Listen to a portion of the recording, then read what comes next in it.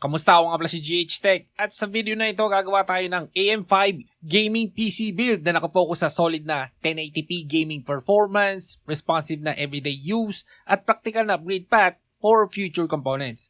Ang goal ng build na ito ay makabuo ng modernong Ryzen 9000 build na kayang mag-handle ng current AAA games, esport titles, streaming at productivity workloads habang nanatiling efficient at hindi masyadong mainit sa long gaming sessions.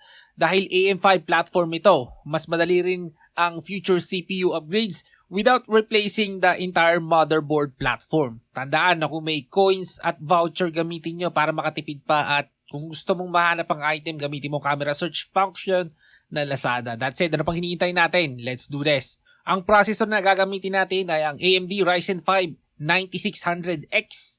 Isa itong 6-core 12 threads Zen 5 processor na kilala na mataas sa single-core performance at mababang power consumption. Para sa gaming, ito talaga ang isa sa pinaka-balanced choices sa current AM5 lineup. Dahil kayang-kaya nito ang modern games habang efficient pa rin sa temperatures at power draw. Maganda rin ang responsiveness nito sa daily workloads tulad ng browsing, editing, multitasking at streaming. Kahit hindi ito nakafocus sa heavy rendering workloads dahil 6-core lang ito. Sapat naman ito para sa build natin na pang gaming at general productivity setup. Pwede kang mag-content creation dito. At dahil may kasama namang CPU cooler ang processor natin, yun na lang muna ang ating gagamitin para hindi tumaas masyado ang overall price.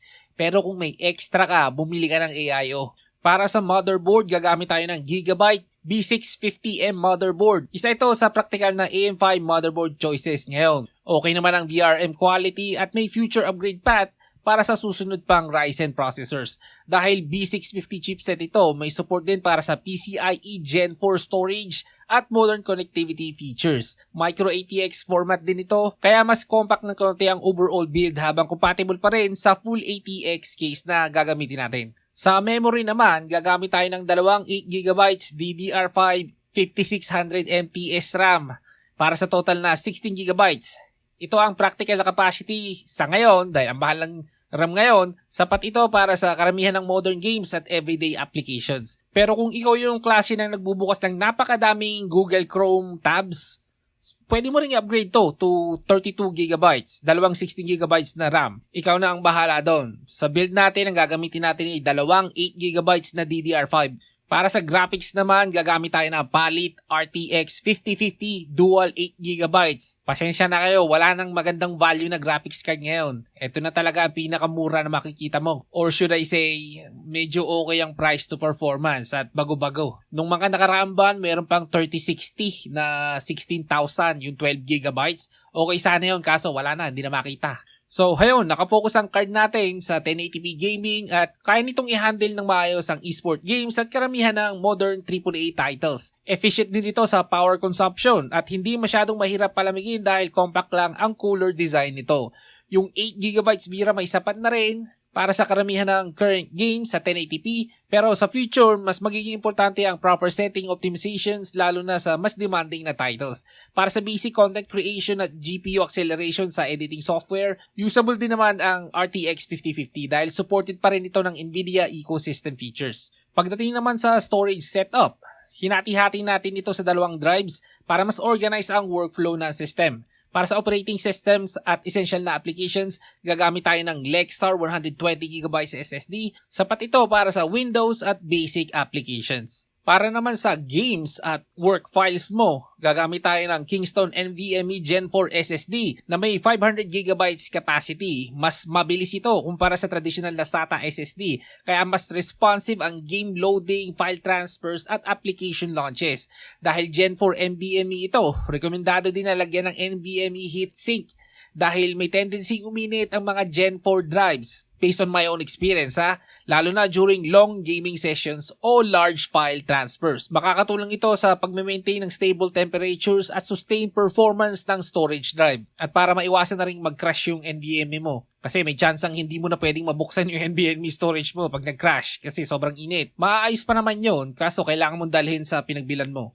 Ang case na gagamitin natin ay ang Dark Flash ATX case na may dual chamber fish tank design. Isa ito sa mga popular na budget cases ngayon dahil sa tempered glass aesthetic at maluwag na interior layout. Maganda rin ang airflow potential nito dahil kaya nitong maglagay ng maraming fans habang malinis tingnan ang cable management dahil sa dual chamber setup. Bagay ito sa build natin dahil may sapat itong clearance para sa future upgrades tulad ng mas malaking GPU o additional cooling setup. Para sa power supply naman, gagamit tayo ng Deepcool 700 watts PSU. Mas mataas ito kaysa sa actual requirement ng ating current setup pero nagbibigay ito ng allowance para sa future upgrades.